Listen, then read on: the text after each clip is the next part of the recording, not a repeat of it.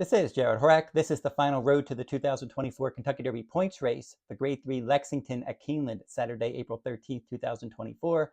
20 Kentucky Derby points for finishing first, 10 for finishing second. The top 5 overall get Derby points, but we're really concentrating on those first 2 spots because there are horses in here with Derby points trying to get into the 20-horse field for the Derby for Saturday, May 4th, the first Saturday in May coming up in a few weeks.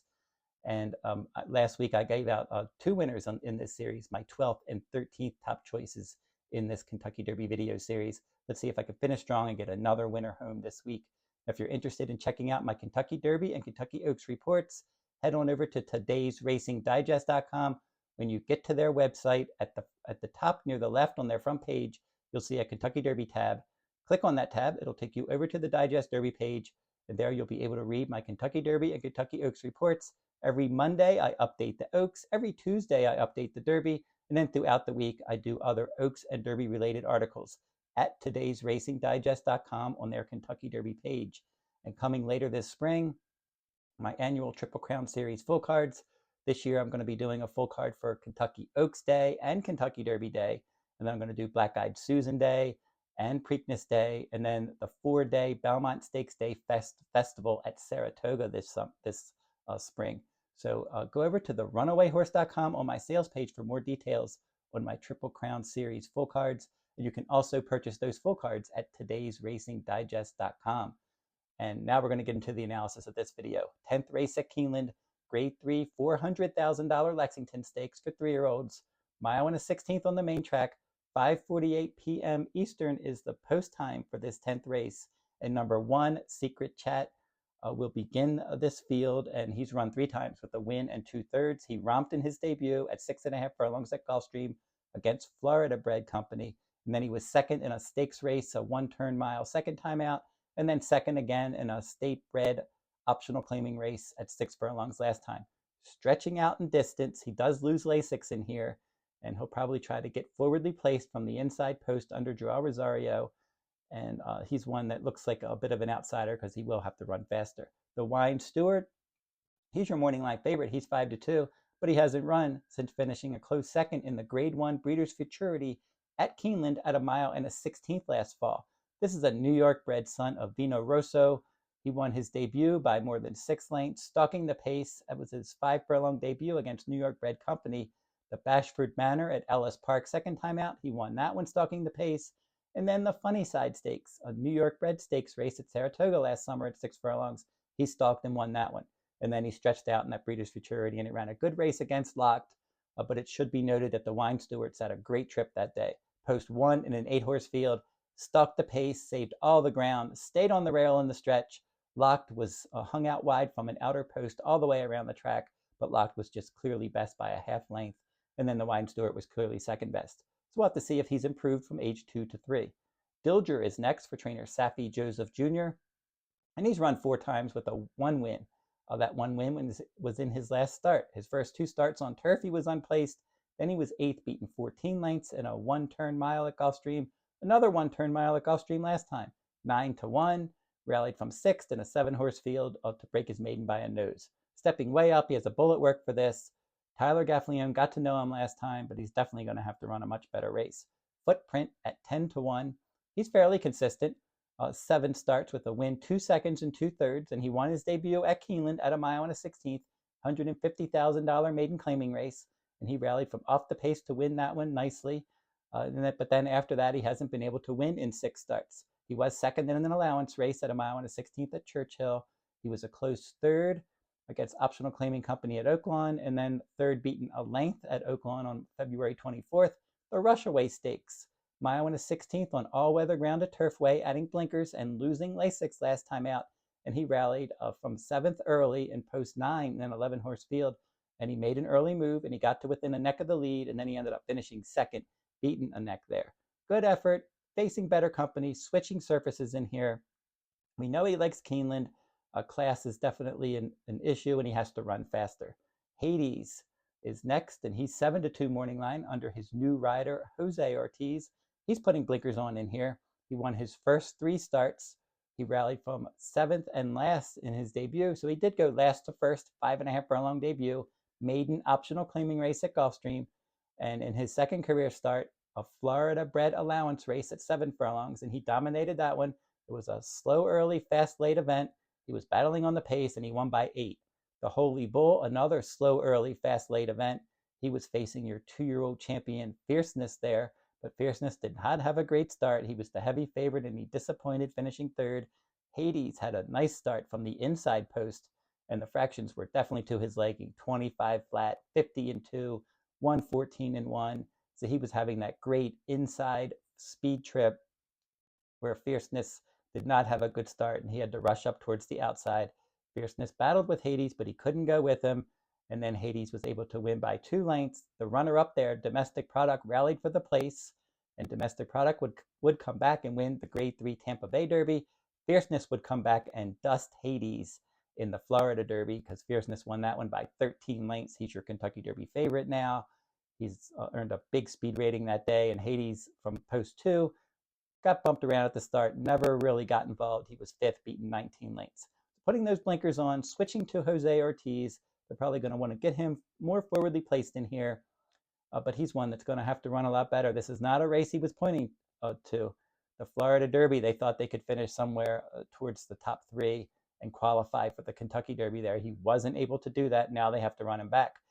They ran him in the Holy Bull, and then they skipped the Fountain of Youth and put all of their eggs in one basket in the Florida Derby. It didn't work. Now they're trying to bring him back quickly, pick up some Derby points, and try to get into the Derby. How's Your Attitude is number 6, and he's 30-1 morning line. 3 starts with a win in 2/3. They were all made in special weight company at Turfway. 6.5 furlongs in his first 2 starts. He finished 3rd, stretched out to a mile, broke his maiden by a half length last time out, stalking the pace, stepping way up in class, switching surfaces.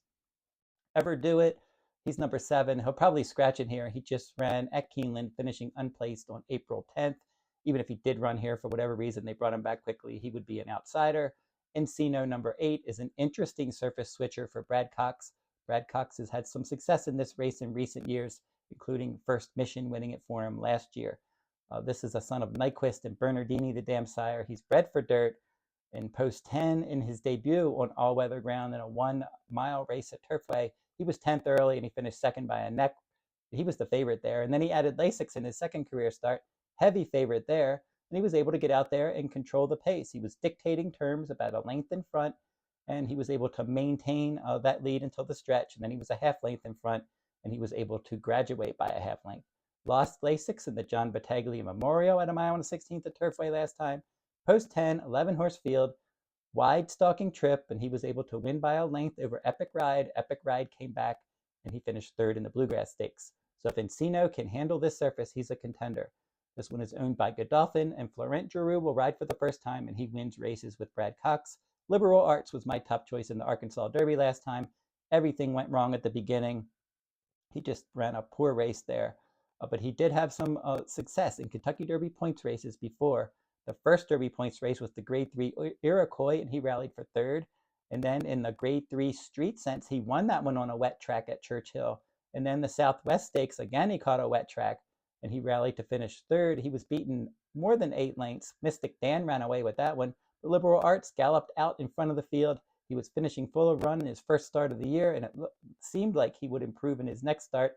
They decided to skip the Rebel and went right into the Arkansas Derby, and he just had a bad start. He was rank early. He was bumping horses around. He ended up finishing 6th. He was in that 10-horse field, beaten 10 lengths. He was disqualified and placed 8th for causing interference early on in that race when he was ranked. So he never settled. Jarrod Ortiz Jr. is his new rider here, and he's capable, if he can run back to the Southwest, Street Sense, and Iroquois. He can at least finish somewhere on the board if he does bounce back and run one of those kind of races. Lucky Jeremy from the outside post. This one is probably going to try to make the lead in here. They probably have to get aggressive. In his second career start, he did wire the field 6.5 furlongs on a wet track at Churchill. And then the Riley Allison Derby at Sunland Park, a prep race for the Sunland Derby, he stalked and he won by 2 lengths. And then in that Sunland Derby, he was a solid 3rd behind Stronghold, your 2-length winner, and Stronghold would come back and win the Santa Anita Derby last weekend. And then Lucky Jeremy in the Jeff Ruby Stakes, a Grade 3 on all-weather ground at Turfway, set the pace, weakened to finish 5th in a 10-horse field. So now he's back on dirt. He could end up trying to make the lead from the outside post, and I wouldn't be surprised if he hung in there a long time, especially if the track is speed favoring. So giving out my top 4 choices here, number 10, Lucky Jeremy, will be my 4th choice. I think he has a shot to get out there. And if he can get out there and dictate the pace, he could be dangerous in this spot. My 3rd choice is going to be number 5, Hades. I expect him to run a better race in here, adding blinkers. I think they're going to be comfortable stalking the pace. I think they would be happy with that. If he can get out of the gate, get into a good uh, pressing position, stalking from second, I think they would try to get the first run, and I think they would be happy with that kind of trip. My 2nd choice in here is going to be the 9, Liberal Arts. I went with him last time. That was a poor effort. I'll just have to draw a line through that one. And if he can run back to the Southwest Street Sense and Iroquois, some of those kind of races, I think he can finish somewhere in the money in here under Ortiz Jr. I'm going to go with the 8, Encino as my top choice for trainer Brad Cox. As I said, Brad Cox has been having success in this race in recent years. And this horse has shown a lot of ability. He's only run 3 times. He has a lot of upside. His speed ratings are climbing. And he looked good in that John Battaglia Memorial. And the horse that finished second behind him, Epic Ride, came back and finished a solid 3rd in the Bluegrass. So Encino was supposed to run in the Bluegrass, but they opted to wait another week. And they didn't want to run in the Jeff Ruby Stakes either. They wanted to have more time between starts. So now he's had plenty of time between starts. And this Godolphin-owned son of Nyquist with Florent Giroux in the irons can work out a decent stalking trip in here. And if he handles dirt, no reason why he can't beat this field. So don't forget to like, subscribe, and comment if you like this horse racing content. And keep checking my YouTube channel for all of these Kentucky Derby and Kentucky Oaks videos. Now I'm going to be doing recap videos of the races that have run on the Derby Trail. We'll talk about the contenders for the Oaks and Derby in upcoming videos. So stay tuned to all of those, including other handicapping videos on my channel. And then I have a new daily play of the day blog at my website, therunawayhorse.com. You can check out my daily play of the day there. Every day I'll have a play on that blog. So just go over and click on my free picks page. You'll see a free play every day. And until I see you next time, good luck at the races.